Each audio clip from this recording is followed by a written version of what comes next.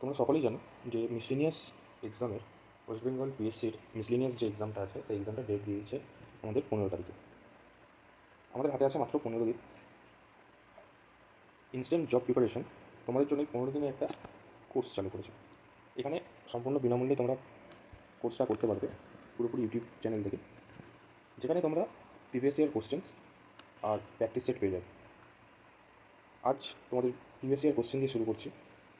আজকে যে previous year question আছে সেটা জিকের পার্ট আছে। প্রিভিয়াস ইয়ার কোশ্চেনে 2019-এ যে এক্সামটা হয়েছিল মিসলেনিয়াস সার্ভিস, সেই 2019-এর কোশ্চেন জিকের কোশ্চেনগুলো তোমাদের কাছে নিয়ে এসেছে। দেখো এখানে যে কোশ্চেনগুলো আছে প্রত্যেকটা সাবজেক্ট ওয়াইজ আলাদা আলাদা করে তৈরি করা আছে। কি প্রথমে দেখো, যেমন দেখো ইতিহাস দিয়ে শুরু, তারপর ভূগোল আছে, সংবিধান আছে, পরপর এরকম কোশ্চেনগুলো আসতে থাকবে। প্রত্যেকটা সাবজেক্ট ওয়াইজ কোশ্চেনগুলো আলাদা আলাদা করে সাজানো আছে তোমাদের সুবিধার্থে। তো সময় নষ্ট না করে চলো শুরু করা যাক। প্রথমে ইতিহাস দিয়ে শুরু করি।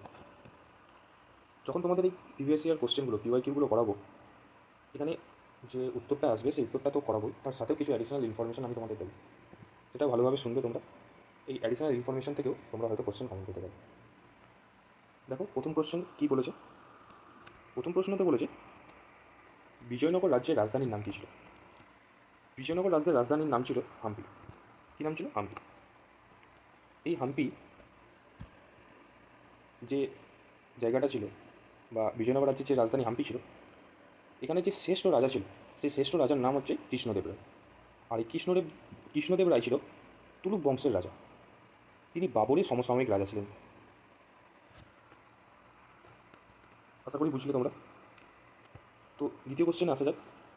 দ্বিতীয় কোশ্চেনে কী বলেছে, ভারতের জাতীয় পতাকার চূড়ান্ত রূপ দেন কোন শিল্পী। ভারতের জাতীয় পতাকার চূড়ান্ত রূপ দেয় অপশান সি, পিঙ্গালি ভেঙ্কাটাইয়া। এর পরের কোশ্চেন কী বলেছে, দেখো ঋগ্বেদে কোন যুদ্ধের কথা বলা রয়েছে। আমাদের ঋগ্বেদে যে যুদ্ধের কথা বলা রয়েছে সেটা হচ্ছে 10 রাজার যুদ্ধ। এটি ঋগ্বেদের সপ্তম মণ্ডলে উল্লেখ আছে। ভরত গোষ্ঠীভুক্ত যে রাজা ছিল তার নাম ছিল সুদাস। এই সুদাসের সাথে 10 রাজার যুদ্ধ হয়।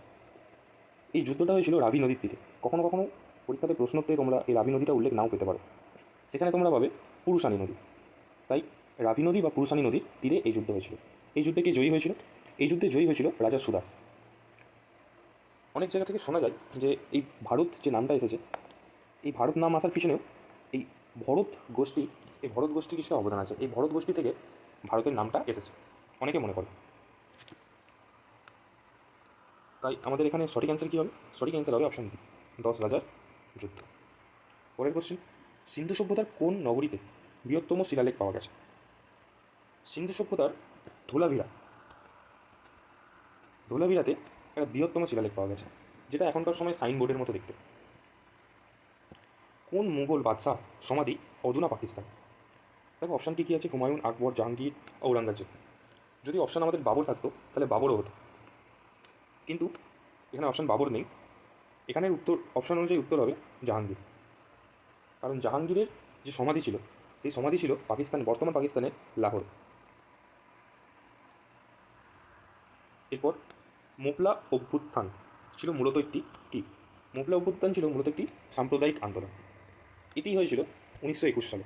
ভারতের প্রথম জাতিগত আন্দোলন ছিল এই মালাবার উপত্যকার অঞ্চলে ঘটা মোপলা অভ্যুত্থান। ঈশ্বরচন্দ্র বিদ্যাসাগর, পরের কোশ্চেন, ঈশ্বরচন্দ্র বিদ্যাসাগর বেদের কোন অংশ থেকে বিধবা বিবাহ আন্দোলন সমর্থনে যুক্তি লাভ করেছিল। এটা সঠিক উত্তর হবে পরাশ সংহিতা। এই ঈশ্বরচন্দ্র বিদ্যাসাগর যে বিধবা বিবাহ আইনটা এনেছিল, এটা হয়েছিল 1856 খ্রিস্টাব্দে। আইনের মাধ্যমে এটা পাস হয়। এই বিধবা বিবাহ আইনের যে বিলটা, এই বিলটা উঠেছিল লর্ড ডালহৌসির সময়, কিন্তু তার পরবর্তী সময় লর্ড ক্যানিংয়ের সময় এই বিলে লর্ড ক্যানিং তার স্বাক্ষরের মাধ্যমে এটা আইনে পরিণত করে। পরের কোশ্চেন দেখো, 8 কোশ্চেনে কী বলেছে, দিল্লির কোন সুফি দরগার গায়কেরা বুলি সঙ্গীত পেয়েছিল। কী হবে উত্তর? উত্তর হবে হজরত নিজামুদ্দিন, অপশান এ। এরপর চলে এসো পরের কোশ্চেন, যেখানে আমাদের শুরু হচ্ছে ভূগোল। 9 নম্বর প্রশ্ন থেকে আমাদের ভূগোল শুরু হচ্ছে। ভূগোলের প্রথম প্রশ্নতে কী বলেছে, ভূগোলের প্রথম প্রশ্নতে আমাদের দিয়েছে নিম্নাক্ত কোন দেশটি ভারতের সাথে স্থল সীমানা নেই। দেখো চীন, চীনের সাথে ভারতের স্থল সীমানা আছে। দেখো উপর দিক থেকে যদি দেখতে শুরু করি, উপর দিকে লাদাখ অঞ্চলের সাথে ভারতের লাদাখের সাথে চীনের স্থল সীমানা আছে। আবার অরুণাচল প্রদেশের জায়গাতেও সীমানা রয়েছে। তারপর আছে মিয়ানমার বা মায়ানমার। এই মায়ানমারও দেখো আমাদের পূর্বাঞ্চল যে রাজ্যগুলো আছে, যেমন অরুণাচল প্রদেশ, মণিপুর, মিজোরাম, এই রাজ্যগুলোর সাথে স্থল সীমানা রয়েছে। আফগানিস্তান, দেখো আফগানিস্তান দেখো জম্মু কাশ্মীরের উপর পাট, এই লাদাখের উপরের পাটটা পুরো ওই জায়গাটাতে আমাদের স্থল সীমানা রয়েছে। তাহলে কী করে রইল এখানে? এখানে যে তিনটে অপশান দিয়েছে এবিসি, চীন, মায়ানমার, আফগানিস্তান, তিনটেতেই আমাদের স্থল সীমানা আছে। তাহলে কী হবে উত্তর? উত্তর ডি হবে, উপরোক্ত কোনোটিই নয়। 10 প্রশ্ন কী বলেছে? 10 প্রশ্নতে বলেছে নিম্নাক্ত দেশগুলোর কোনটিতে ভারতের সবচেয়ে বেশি প্রদেশের সাথে সীমানা বন্টন রয়েছে। এটা মনে রাখবে, এটা অনেক প্রশ্ন, এই প্রশ্নটা অনেক পরীক্ষাতে এসেছে, খুবই ইম্পর্টেন্ট একটা প্রশ্ন। এটা হচ্ছে বাংলাদেশের সাথে। বাংলাদেশের সাথে ভারতের মোট 4096 কিলোমিটার সীমানা রয়েছে। এরপর রয়েছে পাকিস্তান, পাকিস্তানে রয়েছে 3323 কিলোমিটার। তারপর নেপাল, নেপালে 1751। এইভাবে পরপর আছে, নেপালের পর ভুটান, চীন, আফগানিস্তান, এইভাবে। এখানে বাংলাদেশের সাথে আমাদের ভারতের কোন কোন রাজ্যে সীমানা রয়েছে? বাংলাদেশের সাথে ভারতের পশ্চিমবঙ্গ, আসাম, মেঘালয়, ত্রিপুরা, মিজোরাম, এই রাজ্যের মাধ্যমে বাংলাদেশের সাথে ভারতের সীমানা রয়েছে। পরের কোশ্চেন 11 নম্বর কোশ্চেনে চলে আসা যাক। 11 নম্বর কোশ্চেন কী বলেছে? হেমিস জাতীয় উদ্যান কোথায় অবস্থিত? এই হেমিস জাতীয় উদ্যানটি আমাদের লাদাখে অবস্থিত। এই হেমিস জাতীয় উদ্যানটি কিসের জন্য বিখ্যাত? এই হেমিস জাতীয় উদ্যানে স্নো লেপার্ড বা তুষার চিতা, এই তুষার চিতার জন্য বিশ্বব্যাপী এই হেমিস জাতীয় উদ্যানটা বা ন্যাশনাল পার্কটা বিখ্যাত। তারপর কী আছে? পরের কোশ্চেন 12 কোশ্চেনে আছে নামচা বারোয়া থেকে কোন নদী ভারতে প্রবেশ করে? উত্তর হবে ব্রহ্মপুত্র। দেখো ব্রহ্মপুত্র নদী তিব্বতে উৎপত্তি হয়। তিব্বতে মানস সরোবর ও কৈলাস পর্বতের মধ্যবর্তী চেমায়ুংদুং নামক একটা হিমবাহ আছে, সেইখানে উৎপন্ন হয়। তারপর সেটা নামচা বাবার নিকট পাসিঘাট দিয়ে ব্রহ্মপুত্র ডিহং নাম নেয়, সেই ডিহং নাম নিয়ে ভারতে প্রবেশ করে। তারপর ভারতে থাকার পর সেটা ধুবড়ির কাছে বাংলাদেশে প্রবেশ করেছে। তারপর কী হয়েছে? এই ব্রহ্মপুত্র নদী আর তিস্তা নদী মিলিত হয়েছে, তারপর সেটা বঙ্গোপসাগরে গিয়ে পড়েছে। এর পরের কোশ্চেন কী আছে? দেখো 13 কোশ্চেন। 13 কোশ্চেনে বলেছি নিম্নাক্ত কোনটি হিমালয়ের অংশ নয়? দেখো শিবালিক, হিমাদ্রি, হিমাচল, এগুলো আমরা সবাই কম বেশি নামটা শুনেছি, এগুলো সবই হিমালয়ের অংশ। কিন্তু আমাদের সহ্যদ্রি, এটা অপশান বি, এটা আমাদের হিমালয়ের অংশ নয়। এটা কোথাকার অংশ? এটা হচ্ছে পশ্চিমঘাট পর্বতের অংশ, যেটা তাপ্তি উপত্যকা থেকে কন্যাকুমারী পর্যন্ত বিস্তৃত। দেখো ভূগোলের কোশ্চেন কমপ্লিট হলো। এরপর আমাদের শুরু হচ্ছে সংবিধানের কোশ্চেন। এই সংবিধানের কোশ্চেনের প্রথম প্রশ্ন কী বলেছে? দেখো প্রথম প্রশ্নতে দেওয়া আছে ভারতের সংবিধান অনুসারে কী প্রকারের নাগরিকত্ব প্রদান করা হয়? ভারতের সংবিধান অনুসারে ভারতে একটিমাত্র বা একক নাগরিকত্ব প্রদান করা হয়। এই একক নাগরিকত্বর যে ধারণাটা, এটা কোথা থেকে নেওয়া হয়েছে? এই একক নাগরিকত্বটা এসেছে, ধারণাটা এসেছে আমাদের ইংল্যান্ড থেকে।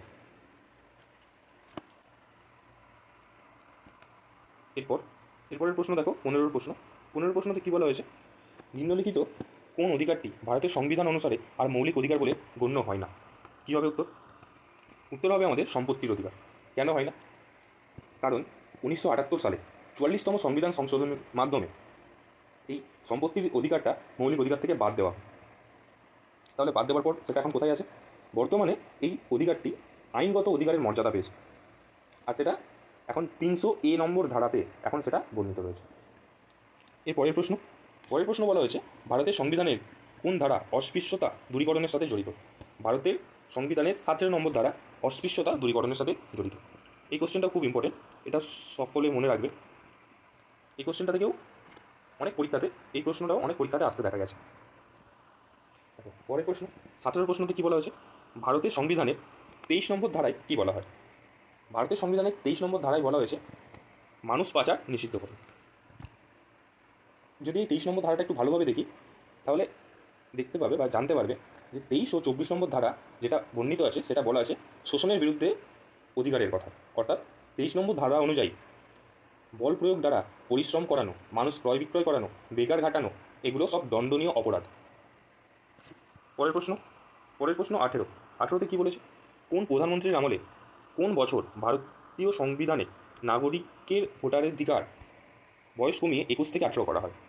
আগে আমরা সবাই 21 বছর হলে তবে ভোট দেওয়ার অধিকার অর্জন করতাম, মানে 21 বছর হলে তবে ভোট দিতে পারতাম। কিন্তু এই 1989 মানে 1989 সালে যখন রাজীব গান্ধী প্রধানমন্ত্রী ছিলেন, সেই সময় 61তম সংবিধান সংশোধনীর মাধ্যমে এই বিলটা আনা হয়, যেখানে ভোটার অধিকার, যে ভোট দেওয়ার অধিকারটা ছিল, সেটা 21 বছর থেকে কমিয়ে 18 বছরে নিয়ে আসা হয়েছে। তাহলে আমাদের অপশান হবে, সঠিক উত্তর হবে অপশান বি, রাজীব গান্ধী 1989। যখন তোমাদের প্রশ্ন উত্তরগুলো করাচ্ছি, অনেক অ্যাডিশনাল ইনফরমেশান তোমাদের দিচ্ছি, সেই অ্যাডিশনাল ইনফরমেশানটা একটু ভালোভাবে শুনবে, কারণ প্রশ্ন এই অ্যাডিশনাল ইনফরমেশান যেটা দিচ্ছি তার মধ্যে থেকেও অনেক প্রশ্ন কমন আসবে। এরপর পদার্থবিজ্ঞানের প্রশ্ন। পদার্থবিজ্ঞানে কী বলা হয়েছে? সংকট উষ্ণতায় নিচের উপযুক্ত চাপে গ্যাস তরলে পরিবর্তিত হয়, কারণ কারণ অণুগুলোর মধ্যে যে অন্তরাণবিক বল কাজ করে। কী কারণের জন্য এই ঘটনাটা ঘটে? অণুগুলোর মধ্যে অন্তরাণবিক বল কাজ করে বলে। এরপর শর্ট সার্কিট বা ওভারলোডিং থেকে গৃহ সরঞ্জাম রক্ষা করার সবচেয়ে গুরুত্বপূর্ণ সুরক্ষা পদ্ধতি কোনটা? সবথেকে সুরক্ষা পদ্ধতি হচ্ছে ফিউজের তার ব্যবহার করা। ফিউজ তার যেটা, সেই ফিউজ তার ব্যবহার করা। এবার জেনে রাখো, এই ফিউজ তার ব্যবহার যেটা করে, যে ফিউজ তারটা কী কী নিয়ে গঠিত? ফিউজ তার হচ্ছে টিন বা এসএন আর সিসা বা পিবি, এই দুটো সংমিশ্রণে গঠিত।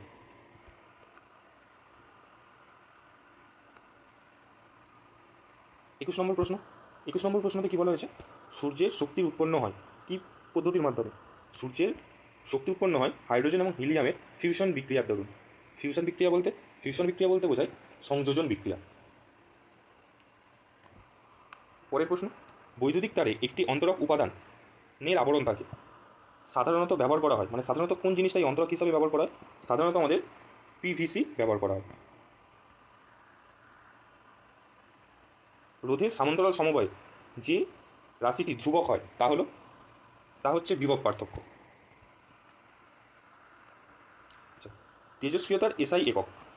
অনেকেই এই প্রশ্নটাতে ভুল করে 20 করবে, যে 20 করবে তার ভুল হবে, কারণ তেজস্ক্রিয়তার একটা একক 20, ঠিক কথা, কিন্তু তেজস্ক্রিয়তার এসআই একক বেকারের। মনে রাখবে, তেজস্ক্রিয়তার এসআই একক হলো বেকারের। তেজস্ক্রিয়তার আরও দুটো একক আছে, সেগুলো হচ্ছে 20, রাদারফোর্ড, এগুলো। এরপর আসছে 25-এর। একটি গ্যাসের বাষ্প ঘনত্ব 32। গ্যাসটির আণবিক ওজন হবে, আমরা এখান থেকে যদি বাষ্প ঘনত্ব দেওয়া থাকে, সেখান থেকে আণবিক ওজন কীভাবে বার করব? আমরা কি জানি? আণবিক ওজন সমান 2 ইন্টু বাষ্প ঘনত্ব। তাহলে কী লিখবো আমরা? 2 ইন্টু বাষ্প ঘনত্ব, মানে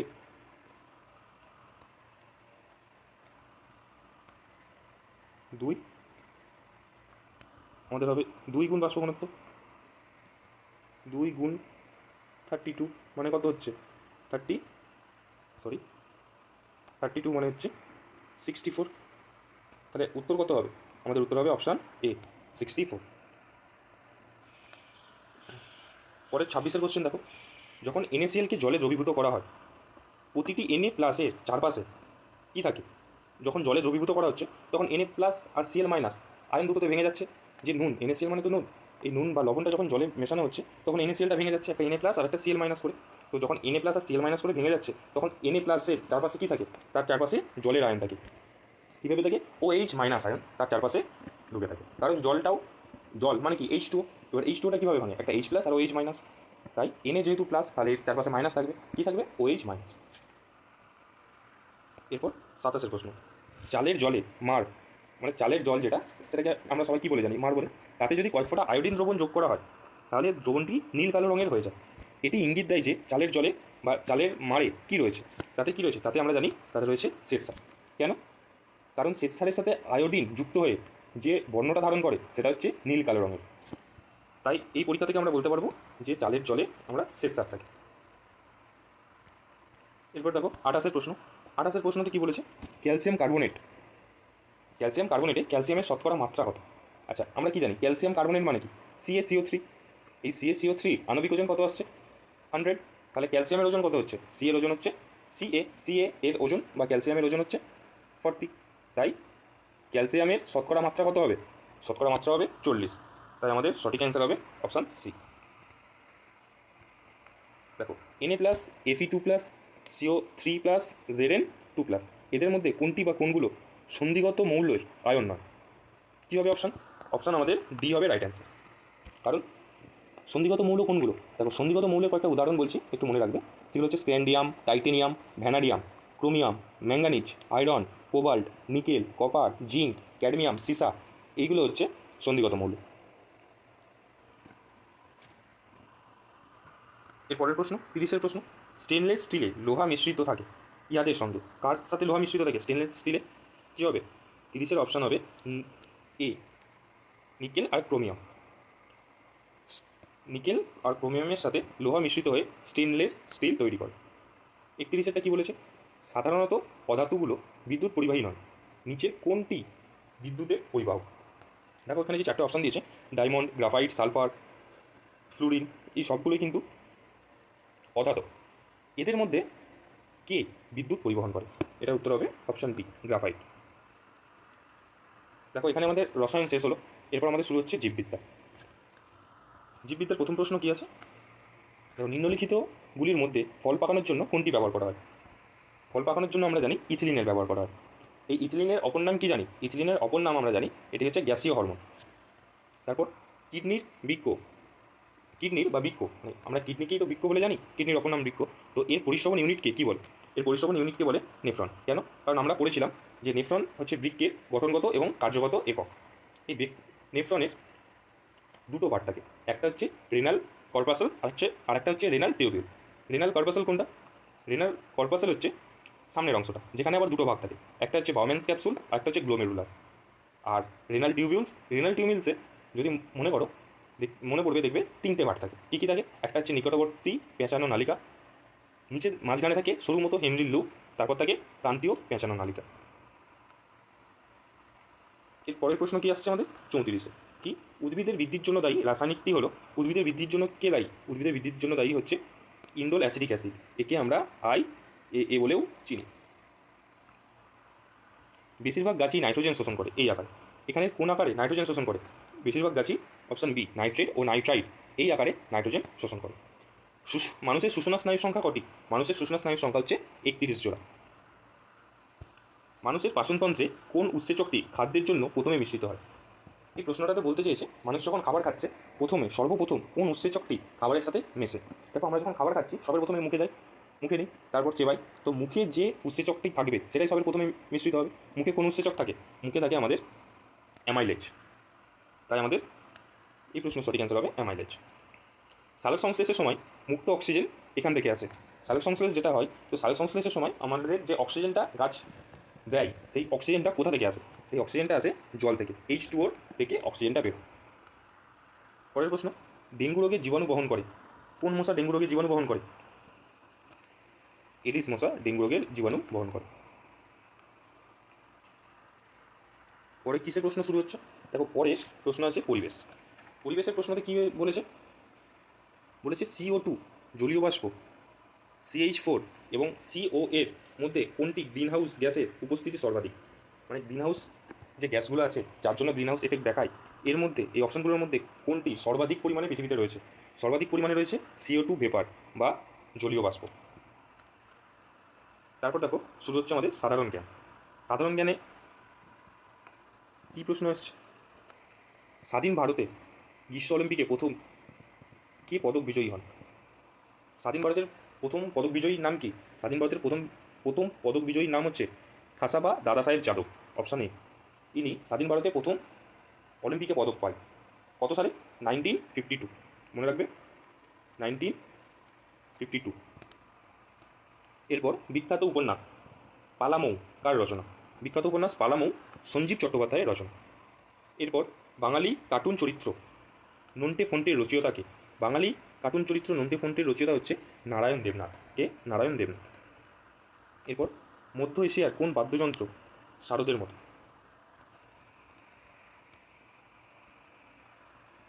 আচ্ছা, পরের প্রশ্ন দেখো, রোহিঙ্গা উপজাতি মায়ানমারের কোন প্রদেশের বাসিন্দা? রোহিঙ্গা উপজাতি মায়ানমারের রাখিন বলে যে প্রদেশ রয়েছে মায়ানমারের, সেখানকার বাসিন্দা। এখানে আর দুটো ইনফরমেশন তোমরা জেনে না। মায়ানমারের রাজধানী কী? মায়ানমারের রাজধানী হচ্ছে নেপিডো। সরকারি ভাষা হচ্ছে বর্মি। আর মুদ্রা হচ্ছে কিয়াত। তাহলে মায়ানমারের মুদ্রা হচ্ছে কিয়াত, সরকারি ভাষা হচ্ছে বর্মি, আর রাজধানী হচ্ছে নেপিডো। নিম্নাক্ত কোন চলচ্চিত্রে নৃত্য পরিচালনা করেছিল বিরজু মহারাজ? এটা মনে রাখবে, এটাও অনেক পরীক্ষাতে এই প্রশ্নটা রিপিট হতে দেখা গেছে। এটার উত্তর হচ্ছে শতরঞ্জ কি খিলাড়ি। দেখো, মৃত্যু মরুভূমি কোন দেশের অংশ? মৃত্যু মরুভূমি আফগানিস্তানের অংশ। ভারতের সংবিধানের প্রথম নকশা ও তার পাণ্ডুলিপি নিম্নলিখিত কোন শিল্পীর দায়িত্বে হয়েছিল? এটা হয়েছিল নন্দলাল বোসের দায়িত্বে। ভারতের সংবিধানের যে নকশা হয়েছিল সেটা হয়েছিল নন্দলাল বোসের তত্ত্বাবধানে।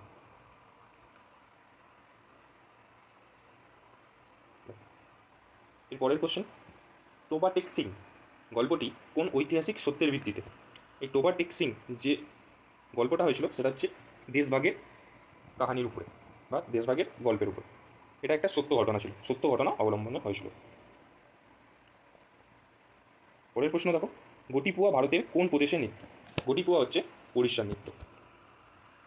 অমিতাভ ঘোষ কোন উপন্যাস বার্মা কেন্দ্রিক? অমিতাভ ঘোষের গ্লাস প্যালেস হচ্ছে বার্মা কেন্দ্রিক।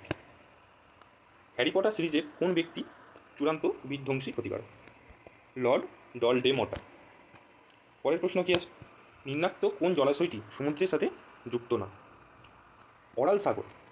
অরাল সাগর হচ্ছে সমুদ্রের সাথে যুক্ত না।